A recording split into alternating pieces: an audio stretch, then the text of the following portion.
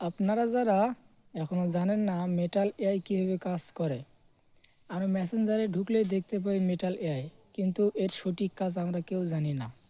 আমরা এটাকে কিভাবে কাজে লাগাবো, কিভাবে এর ব্যবহার আমরা ঠিক সঠিকভাবে জানি না। এটি আমাদের কি কাজে লাগবে। মেটাল এআই কিন্তু আমাদের আগে ছিল না, কিছুদিন যাবৎ এই মেটাল এআই আমাদের মেসেঞ্জারে চোখে পড়ে।